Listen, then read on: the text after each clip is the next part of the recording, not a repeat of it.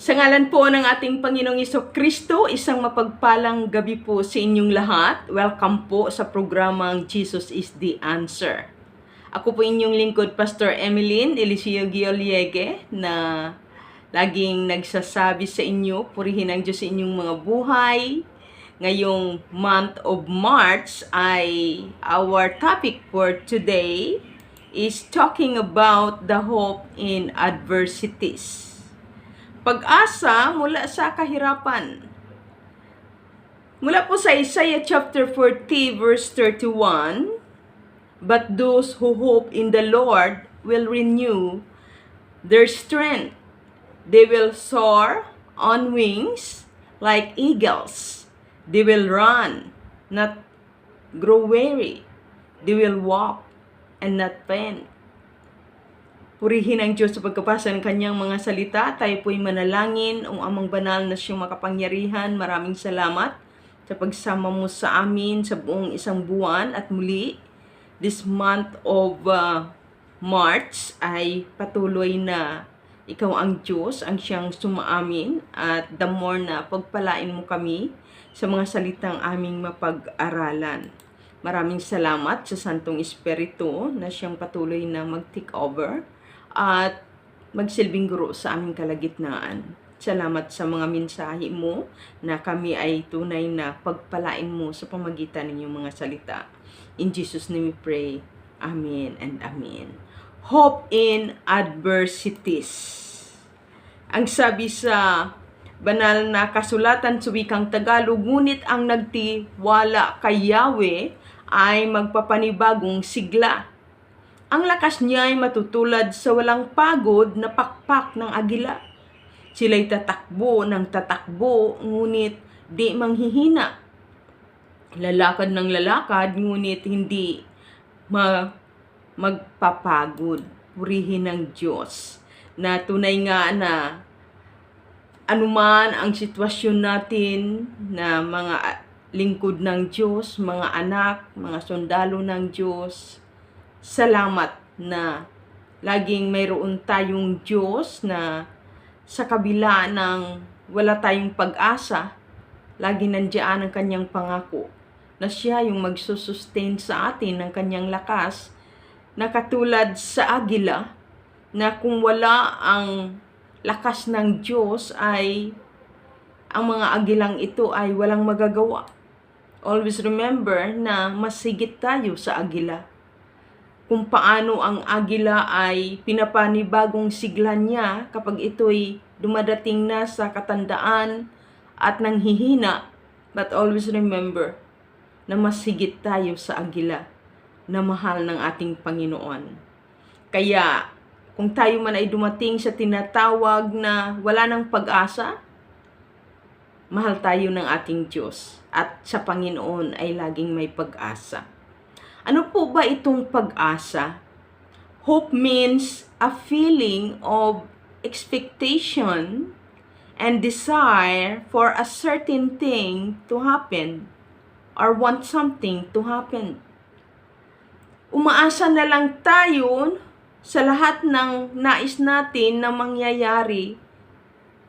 Inaasa natin ito sa Diyos dahil alam natin na sa ganang ating sarili, karunungan at kaalaman at lakas ay wala tayong magagawa. Being as a human, tayo ay may hangganan, nanghihina din.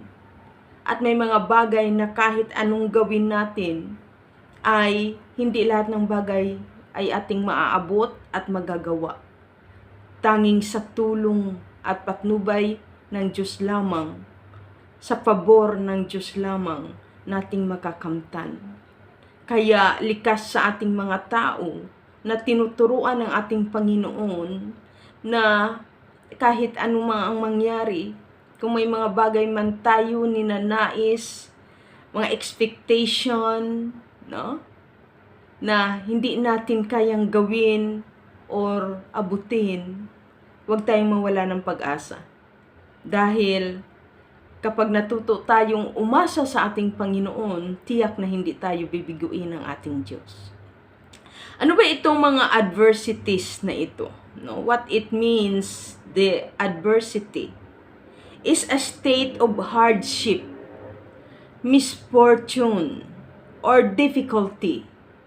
It can be a personal experience like illness or job loss, or a shared experience like a natural disaster. Lahat ng kahirapan na hindi natin kaya.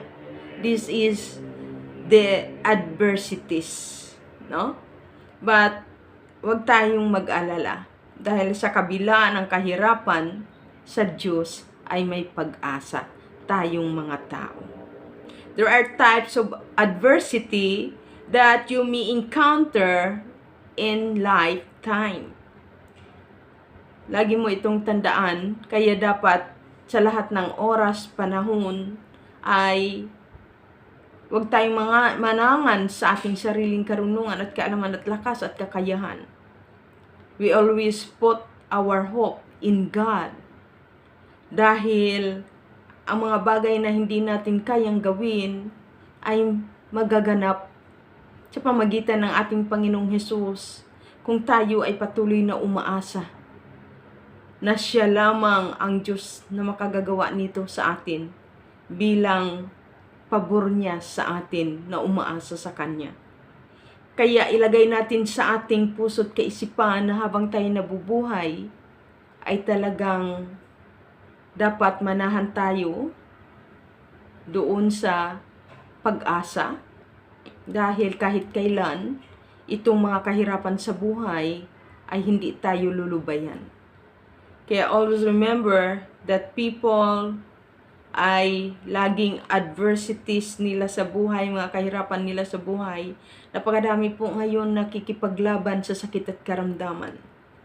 Nakipaglaban, no, na sa kanilang mga physical illness or physical na katawan. Hindi lang dahil may sakit, kundi dahil sa mga aksidente or dahil sa gawa ng masamang tao sa kanilang physical na katawan.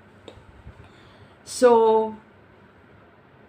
kung sa ganang sarili ay sino ba ang makapagpapagaling sa mga sakit at karamdamang iyan? Hindi natin pwedeng mailagay ang ating pag-asa at pananalig sa tao. Yes, may kakayanan ang doktor, but always remember, kung hindi ang Diyos ang magpasya at magbigay ng lubos na kagalingan sa iyo, walang magagawa ang doktor. Kaya, laging ilagay sa ating mga puso at kaisipan na habang tayo nabubuhay, anuman ang ating mga naranasang hardship, kahirapan, ay laging umasa sa ating Panginoon. Maraming mga tao na wala ng pag-asa dahil sila ay depressed dahil nararamdaman nila yung tinatawag na rejection.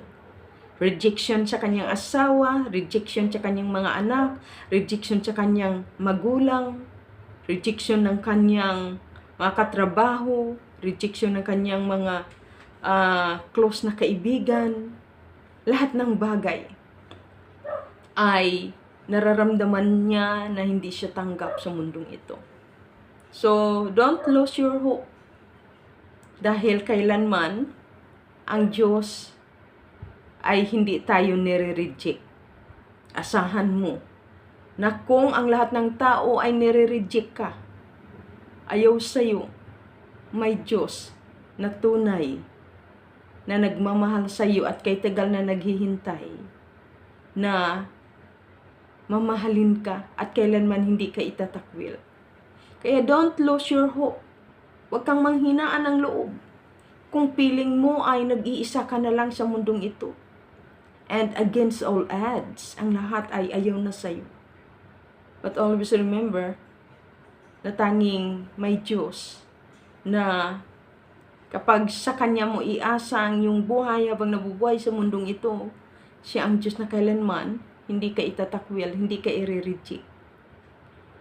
Kaya, laging umasa ka na may sasalo sa'yo, may tatanggap sa'yo. At is no other than is our Lord Jesus Christ. Ano pa ang mga kahirapan, poverty, pamahal ng pamahal ngayon ang mga bilihin. Lahat na lang pamahal. So kung ating titingnan ang future, parang darating na tayo sa tunay na kahirapan. Dahil kayod tayo ng kayod, kahit anong laki ng sweldo, kulang pa rin. At sabi nga ay makikita natin sa future na lalong pataas na lang ito ng pataas na. Sweldo na lang ang hindi tumataas. Pati dugo nga tumataas na. Kaya, sabi nga, asa ka pa. Nabababa yung mga bilihin. Pero always remember, sa Diyos ay may pag-asa. Kailanman siya ang Diyos na nagmamayari ng ginto at pilak at nasa Kanya ang lahat ng bagay. Always remember na mas mahalaga tayo sa ibon. Laging sinasabi ng ating Panginoon para praise, na tingnan natin ang mga ibon, sila'y hindi nagsasaka, hindi nagtatanim, pero pinapakain ng ating Panginoon. Pero hindi naman ibig sabihin na hindi tayo magtatrabaho, maghihintay na lang tayo, na aasa tayo sa Panginoon na pakainin. Pinapaalala sa atin ng Panginoon sa Thessalonian, sa Book of Thessalonian, huwag pakainin ng tamad. Sa ating mga tao ay, sabi nga, talagang asahan mo na ikaw na patuloy na nakikipaglaban sa kabila ng kahirapan at nandoon ang iyong pananalig sa ating Panginoon at umaasa ka that the time will come ay hindi sa lahat ng oras ikaw ay nasa kahirapan. Ipaparanas din sa iyo ng Panginoon ang kasiyasiyan at masagana na buhay at ligtas sa lupain ito. Kaya lagi po tayong umasa. Bagaman hindi na natin aasahan na bababa ang mga bilihin, mga gasolina, no? At ang lahat ng bagay. But always remember na sa ating Panginoon ay laging may pag-asa. Magtaasan man ang lahat. Basta ang mahalaga, sa Diyos tayo umaasa. Kailanman ang Diyos ay hindi tayo iiwan, inipababayaan, at siya ang Diyos na makapangyarihan na nasa Kanya ang lahat ng bagay. And nothing impossible with Him. So sino tayo upang hindi umasa sa Diyos? Huwag nating asahan ang lahat ng bagay sa mundong ito, even ang ating kapwa, dahil sila din ay nakakapos, nanghihina. Kaya sa Diyos siya tayo umasa sa lahat ng bagay. Dahil sa Diyos kailanman hindi tayo bibiguin. So isa lang yan sa mga hardship na mga kahirapan na naranasan natin bilang mga tao na namumuhay sa mundong ito. Always remember that our beloved King David, no? Sabi nga, when King David experienced adversities in his life, makita natin na ito yung nasabi niya sa awit 35 verse 17. Hanggang kailan pa kaya, Panginoon? Ibig sabihin, makikita mo dito yung kanyang mga pananalita that he is hopeless. Matindi ang kanyang naranasang kahirapan sa buhay.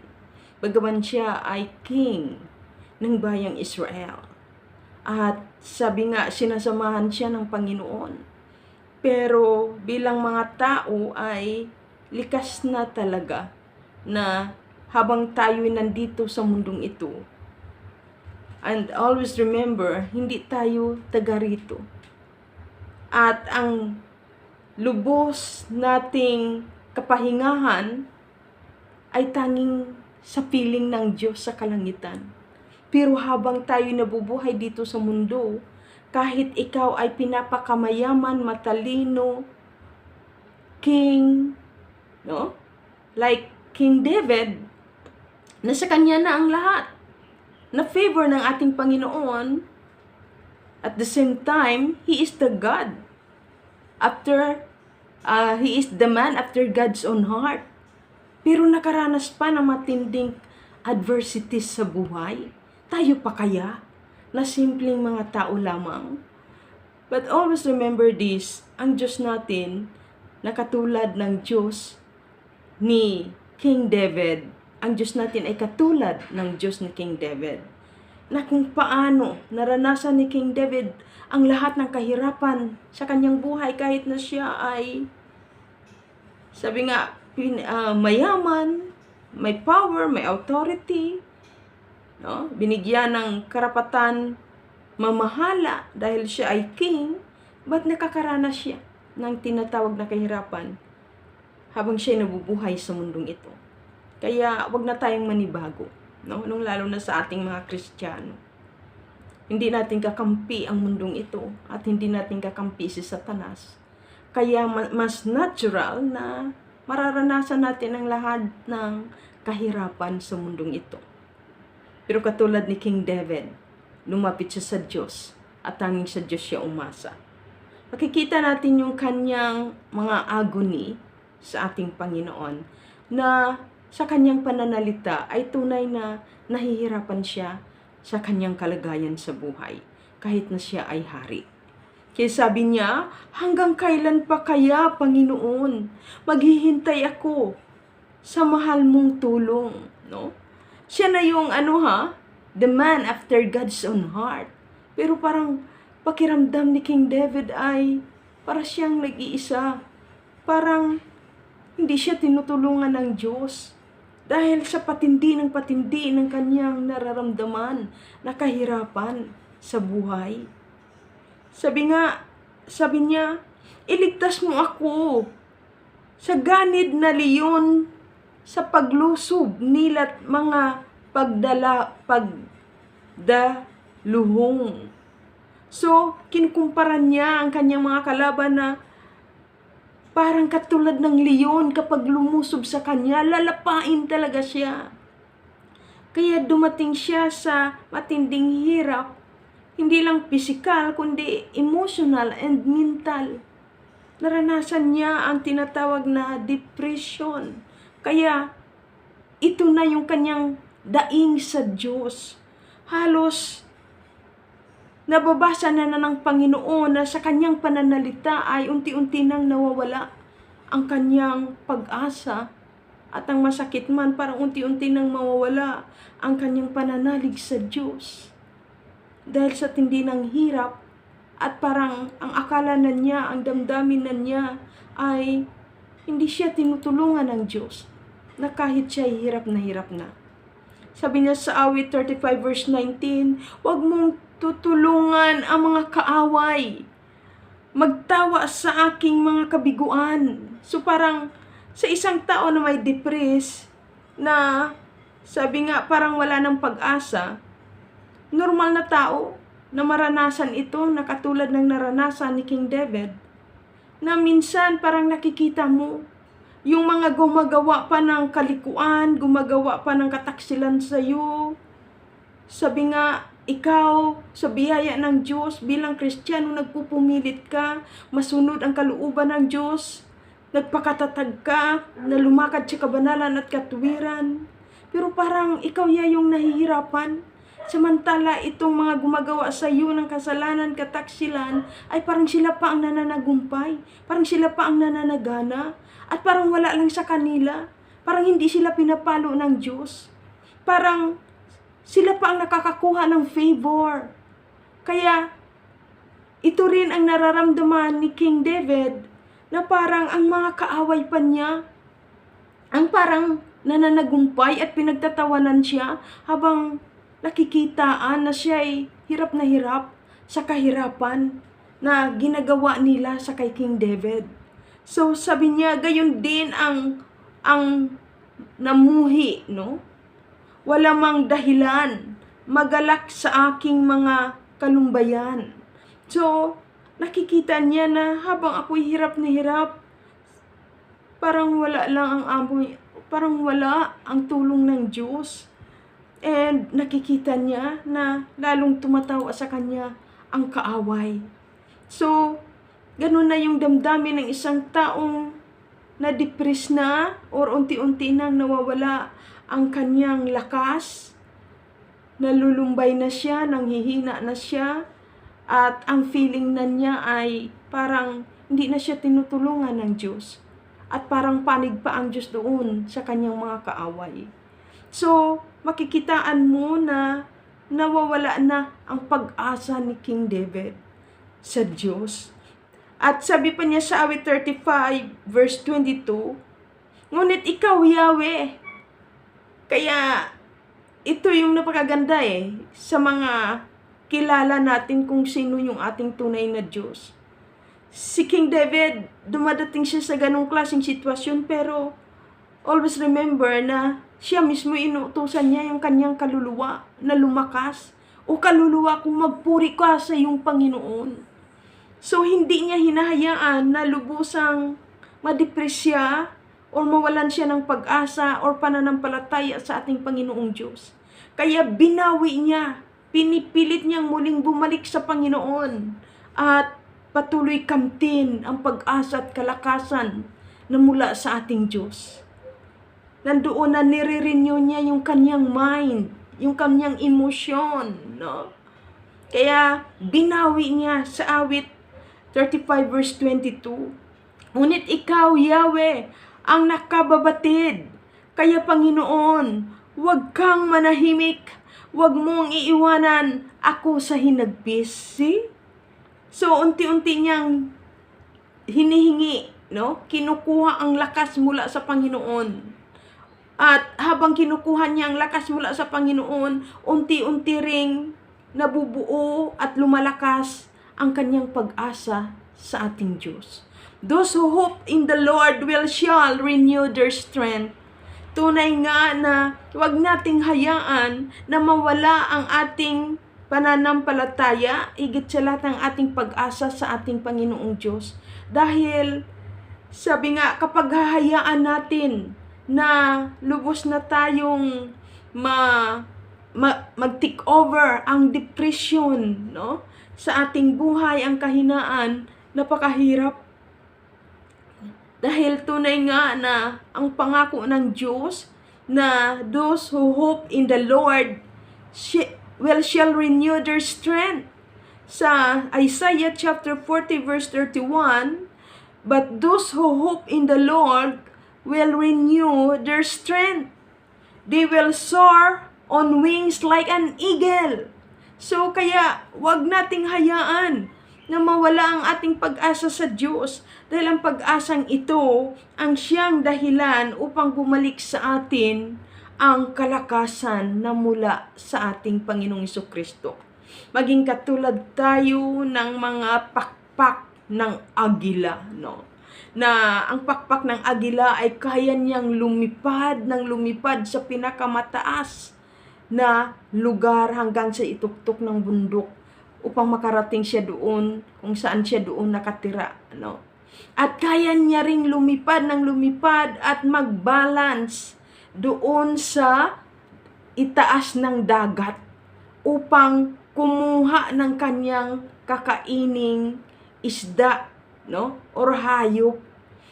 Kailangan talaga yung lakas at balance para hindi siya lubos na matangay ng kung anuman kalaki or kalakas ang kanyang pagkain.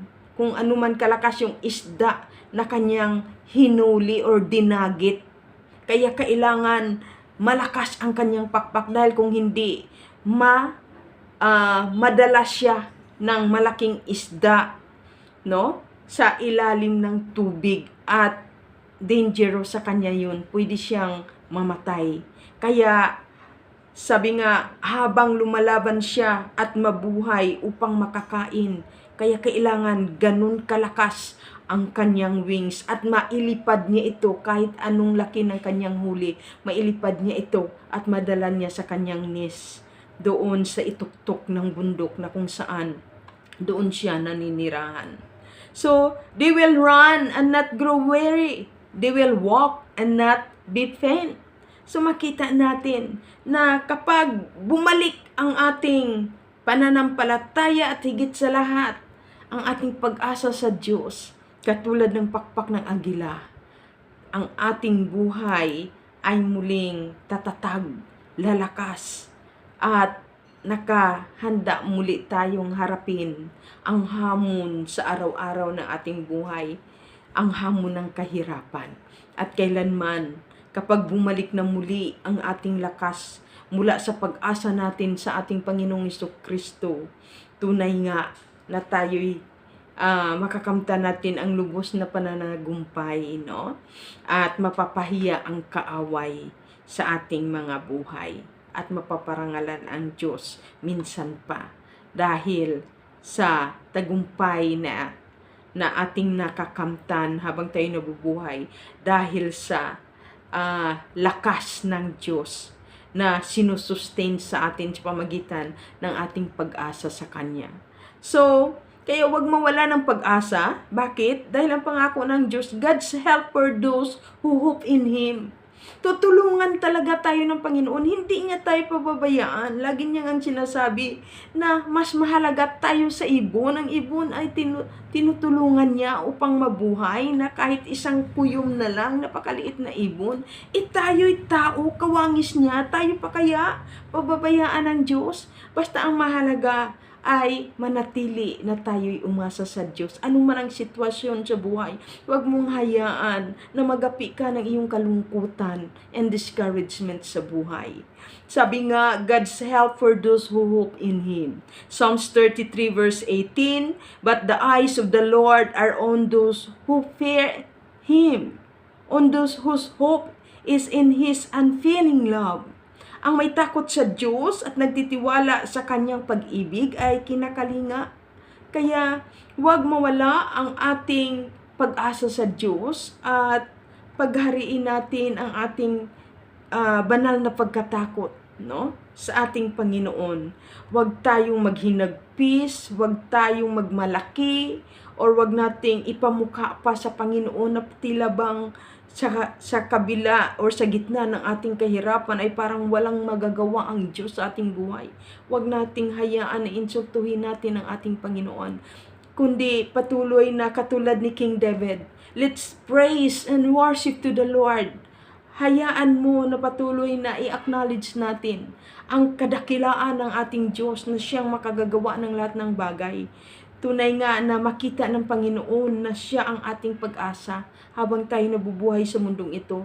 Sa kabila na tayo ay nasa kumunoy ng kahirapan sa mundong ito, kaya niya tayong alisin doon sa kahirapan. At muli ay bibigyan niya ng panibagong sigla katulad ng isang agila.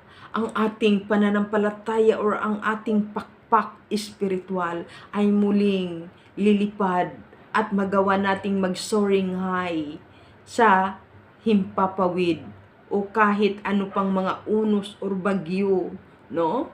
Mga kalamidad na ating mararanasan habang tayo nabubuhay sa mundong ito, ay hindi tayo matatakot at hindi tayo magagapi. Dahil taglay-taglay natin ang lakas na katulad ng agila na mula sa ating Panginoong Jesucristo, na kung saan ito ang nagbibigay sa Kanya ng tagumpay upang patuloy na makapaglipad siya with soaring high. Pag sabing soaring high, kapag ganyan kasi ay medyo mahina, pero kapag gumaganon na ang agila, ibig sabihin super tatag na yan ng kanyang pakpak, no? So, awit 34 verse 1 to 6, si Yahweh ay aking laging pupurihin, kaya itong ating gagawin sa kabila na tayo ay manghina, no? Sabi nga, magpuri sa Diyos. Sabi nga, si Yahweh ay aking laging pupurihin, sa pasasalamat di ako titigil. Huwag nating tingnan yung parang akala natin hindi tayo tinutulungan ng Diyos. Bagkus, sabi nga, mangingibabaw sa atin ang pagpupuri at pasasalamat sa Panginoon sa kabila ng kahirapan na ating nararanasan. Aking pupurihin ang kanyang mga gawa, kayong naaapi, makinig, matutuwa, no? Kaya sabi nga, ipagmalaki natin ang gawa ng Panginoon. Kailan ba tayo hindi tinulungan ng Diyos, di ba? Sabi nga sa verse 3, ang pagkadakila niya ay ihayag at ang ngalan niya ay purihin ng lahat. Verse 4, ang aking dalangin dininig ng Diyos na wala sa akin ang lahat kong takot. pagpupuri, pasasalamat at panalangin upang magkaroon tayo ng panibagong sigla. At verse 5, nagalak ang aping umasa sa kanya pagkat di nabibigo ang pag-asa nila. See, huwag ka malungkot kung sa paningin mo'y api-apihan ka ng iyong kaaway o anumang mga pagsubok sa buhay. Dahil ang sabi sa conclusion sa awit 34 verse 6, tumawag sa Diyos ang walang pag-asa, sila'y iniligtas sa hirap at dusa. Kaya tumawag lang sa ating Panginoon at minsan pa, ipatunayan sa iyo ng Diyos, ibabalik niya sa iyo ang lakas na karapat-dapat upang patuloy na ikaw, na kanyang lingkod, anak, no, ay patuloy na mapapurihan ang kanyang pangalan sa iyong buhay. Huwag mo lang kalimutan, magpuri sa Diyos, magpasalamat, at sabi nga ay manalangin sa tuwing na alam mong nawawalan ka na ng pag-asa. Tumawag sa ating Panginoon upang muli niya ibalik sa iyo ang lakas na taglay-taglay mo noon pa mang una. So to God be all the glory. Ama, maraming salamat sa pag-asa na laging maghari sa aming mga puso at pagpalain kaming lahat. Sa pangalan ni Kristo Jesus. Amen. Receive the blessings of the Lord in the name of the Father, the Son, and the Holy Spirit. Isang mapagpalang gabi. Mahal ko kayo kay Kristo Jesus. God bless everyone.